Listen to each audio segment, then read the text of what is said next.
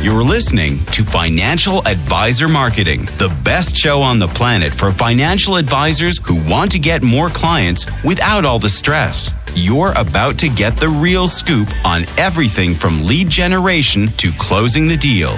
James is the founder of theadvisorcoach.com, where you can find an entire suite of products designed to help financial advisors grow their businesses more rapidly than ever before. Now, here is your host, James Pollard. This episode is going to be about giving up stuff. So I figured I would start off by telling you a story about something I gave up recently. For the past few years, I've been drinking something called Bulletproof Coffee. And for those of you who don't know what that is, it's coffee mixed with butter and MCT oil. I rarely eat breakfast. Instead, I'll have that and it will keep me going for several hours after waking up. There's a lot of health benefits that come from the healthy fats and MCT oil and the butter, and caffeine in coffee can be healthy. It is a stimulant when used appropriately. But the thing is, I've been drinking Bulletproof Coffee every single day for essentially years. And before that, when I was a power lifter for a few years, I would have pre-workout all the time. I tried a whole host of different pre-workouts and they all have caffeine. So I would have maybe coffee or an energy drink in the morning and I would do my thing, go to work, whatever it is. And I would have pre-workout later at night before my workout. And I just have caffeine on top of caffeine on top of caffeine. And caffeine, it's a bit of a wonder drug. When you study human history, you realize that human beings really became more productive and, like, for example, England practically took over the world when they had caffeinated tea and coffee and chocolate. And in American capitalism, something called the coffee break was introduced to keep workers more productive. Workers would be productive for the first few hours of the day, and then they would get tired. So the coffee break was introduced, and workers kept working after having that break. So coffee and caffeine has a whole host of benefits. We wouldn't be where we are today without it. However, at the beginning of this year, so 2022, I started thinking that it was finally time for me to take a break from coffee. I wanted to quit it completely. I read a book called Caffeine Blues. So if you're in the same boat as me where you're thinking maybe I should take a break from caffeine and just see what life is like without coffee every single day or without an energy drink or pre-workout every single day, this book can be for you. Once again, it's Caffeine Blues. It's on Amazon. You can buy it. And it's all about the dangers of caffeine. So it'll really like scare you into stop drinking it. Kind of like if you want to quit smoking, I imagine you would want to get scared into quitting smoking. And I decided to quit cold turkey for 2 weeks. So I didn't have any caffeine whatsoever outside of like maybe if there was caffeine in my diet. I didn't have any coffee or caffeinated drinks or tea or anything like that. And let me tell you, it was a great experience. Here are some takeaways from that book, though. Here are some quotes that I'm going to read you. Using stimulants is like whipping a horse. They work for a short time, but prove disastrous when used repeatedly. So if you're someone who drinks coffee every single day, it's like you're whipping the horse. You eventually get used to it. You build your tolerance. And the whole idea behind me quitting coffee was to get back to a point where I didn't have a tolerance, where if I really quote unquote needed or wanted to use coffee as a true stimulant, as a productivity tool, that I could use it and be really effective with it, I wouldn't just whip the horse every single day. Here's another quote. If caffeine were proposed today as a new food additive, the FDA would never approve it. Any substance that causes such extreme reactions, heart palpitations, anxiety, panic, insomnia, and even birth defects would be treated by the FDA as a new drug and denied status. People actually, if you think about it and you read the book, it was pretty eye-opening. People ingest a lot more caffeine than they think. The majority of researchers, what they do is they refer to a standard cup of coffee as a 6-ounce serving. But when you ask people how much they actually drink, they're drinking from mugs and tumblers, and they have the Keurig machine with the 10 ounces and the 12 ounces, and they drink that. They drink far more coffee than a couple standard cups, right? They're jacking up their bodies constantly with these stimulants. And there was one psychologist in the book who concluded that the effects of caffeine were no more stressful than watching a suspense thriller on TV. But here's what you have to get. You have to understand that people don't watch 5 or 6 suspense movies every single day for years. So, imagine the long-term damage that can come from that. And here's something else that's crazy. I want you to do this with me, okay?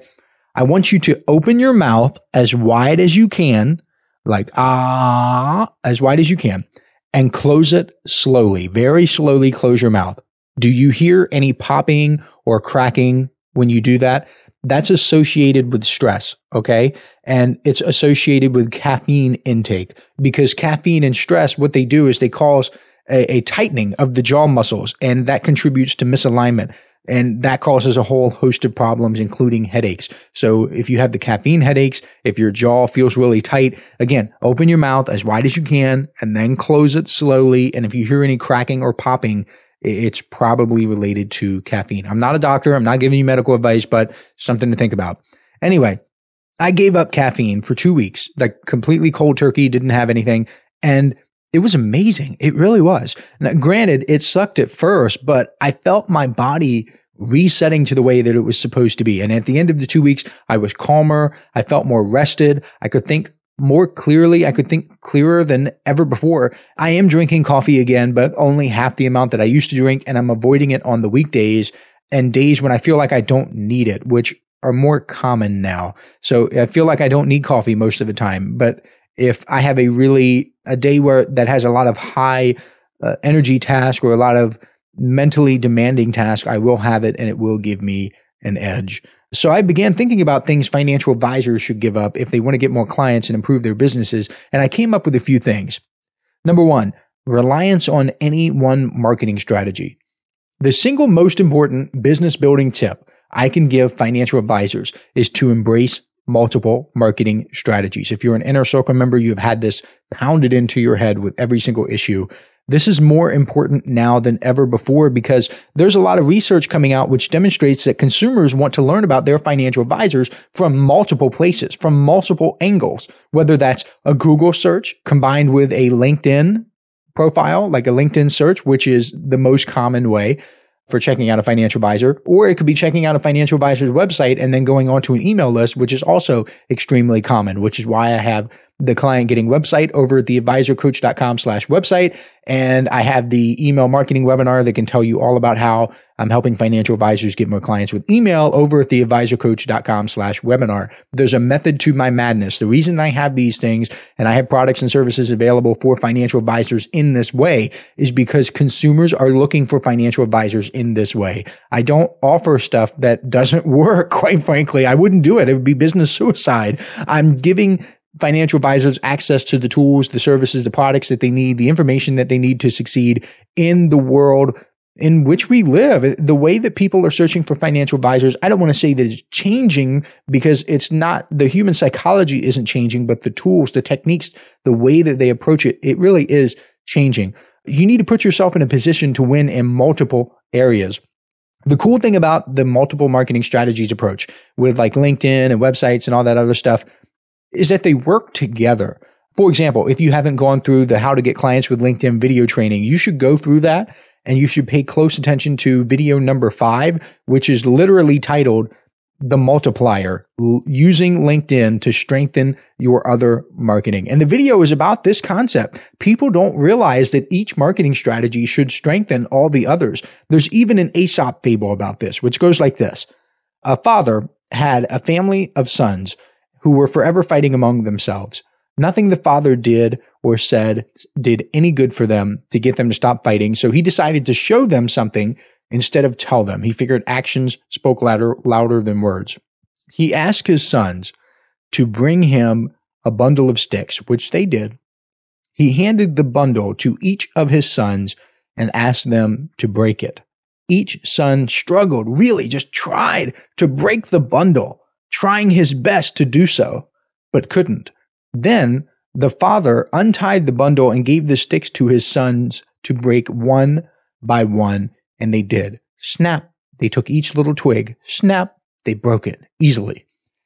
Your marketing needs to be like the bundle. It cannot be like the twig. It cannot be an individual stick.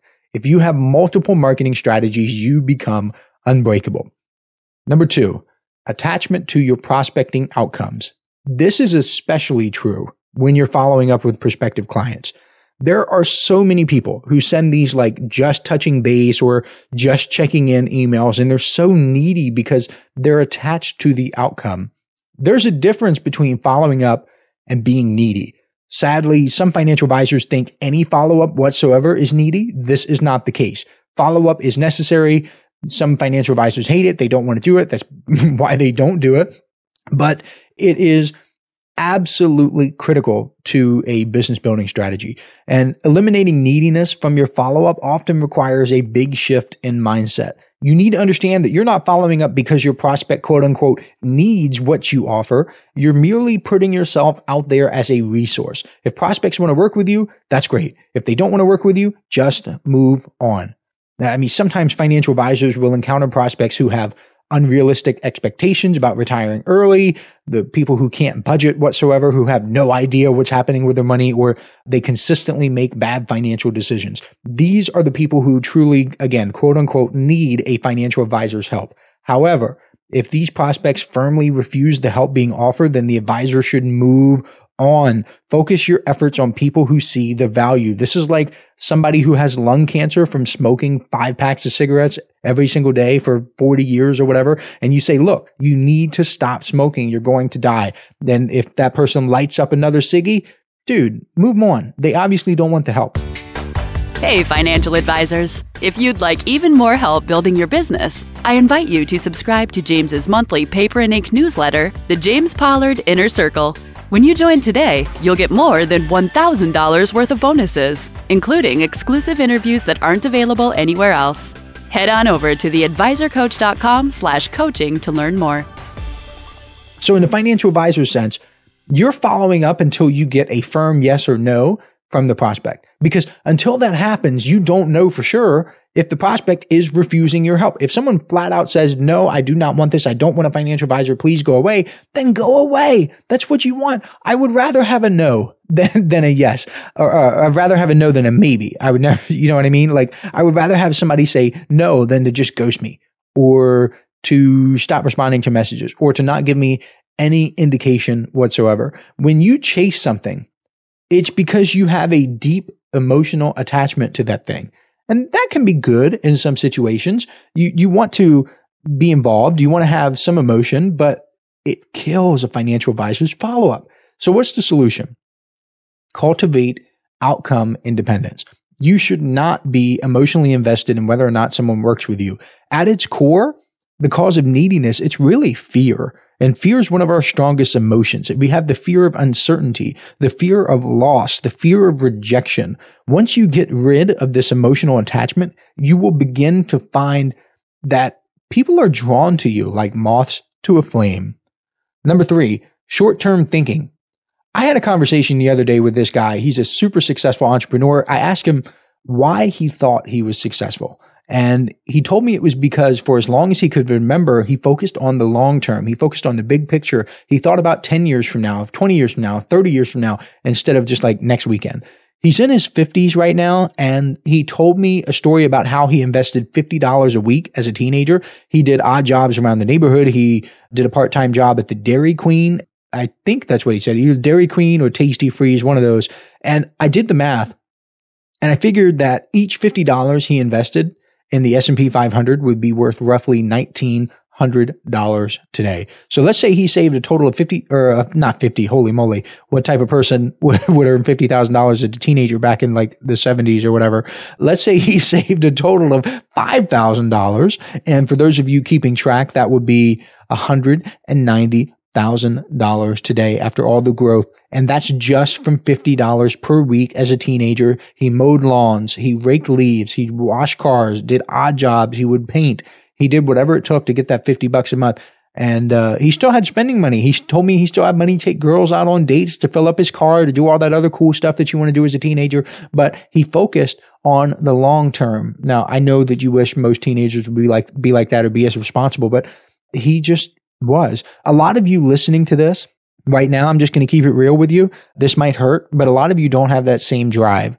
Most people don't have it. It's nothing to be ashamed of. It doesn't make you a bad person, but it just means you don't have it right now. You can have it. You can foster that. You can make your flame grow brighter. You can become a better person. You can become more diligent, more disciplined, more responsible.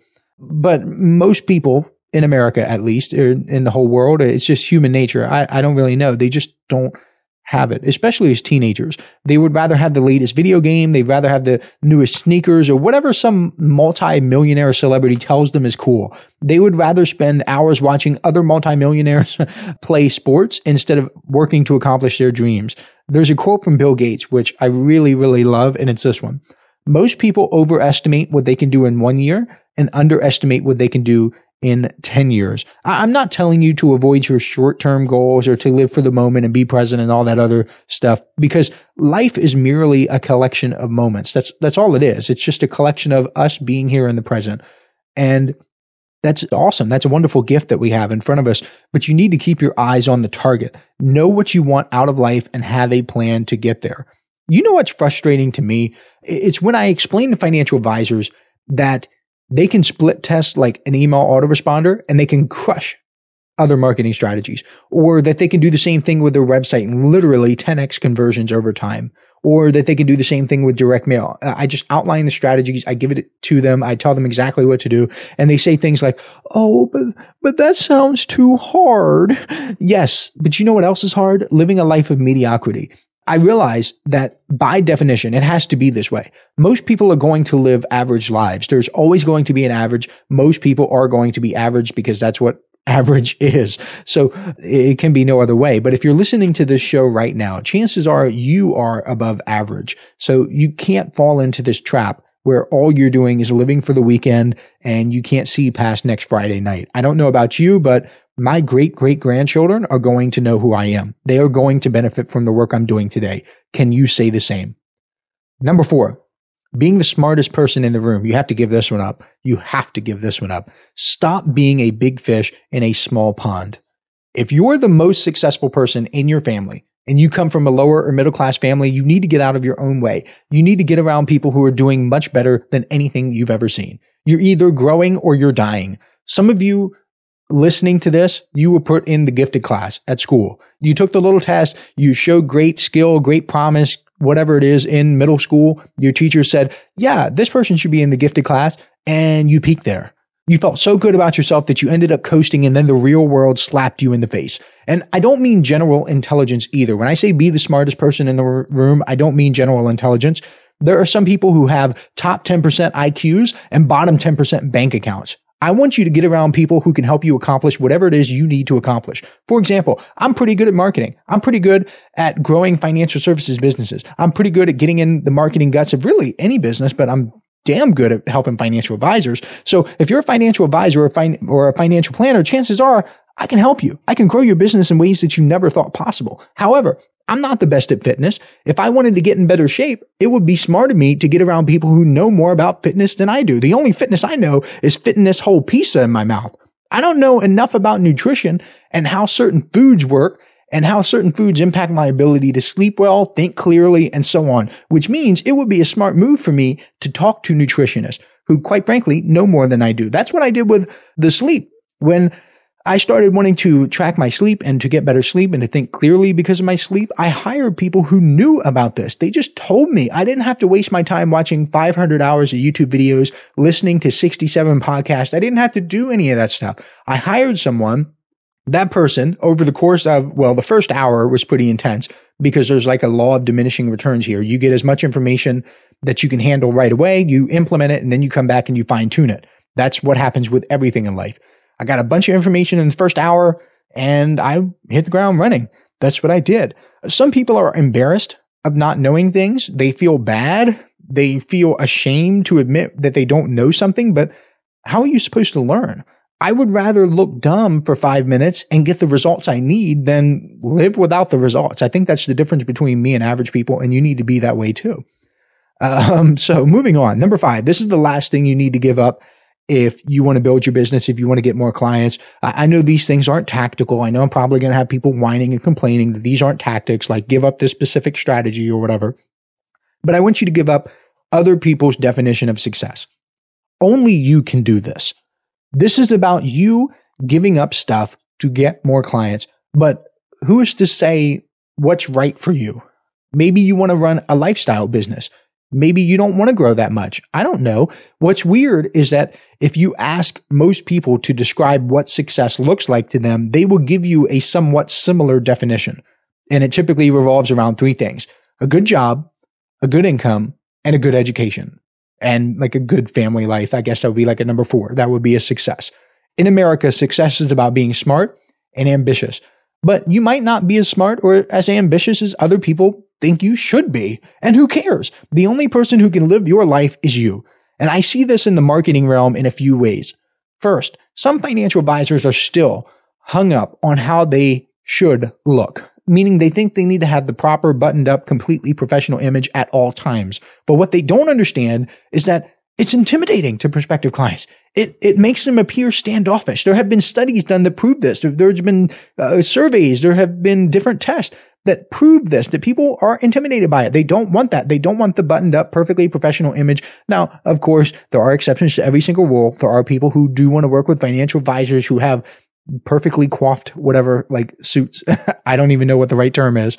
Of course. And by the way, if you're someone who is naturally super professional, that's just something that you do, then be yourself. But I've even myself, I've conducted split tests with financial advisors in suits versus them in regular clothes, and the regular clothes won. They're much more approachable that way. And by regular clothes, I mean something similar like khakis and a polo, something like that.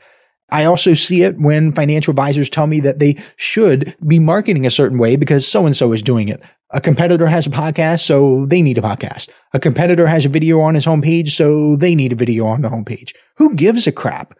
Until you can see the other person's bank account, until you see what money they have and what money they don't have, and you can compare that to your bank account to see improvement, none of it matters. Giving up other people's definition of success, it's so liberating. And it can allow you to fully express who you are and how you want to run your business. You get to call the shots. You get to do what you want, no matter what other people think. It is your life. You have one life to live, so make the most of it. And to recap, here are the 5 things you should give up if you want to get more clients.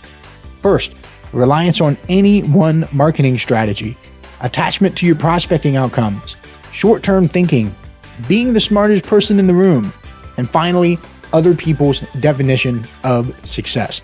That's it for this episode. I'll catch you next week. This is thepodcastfactory.com.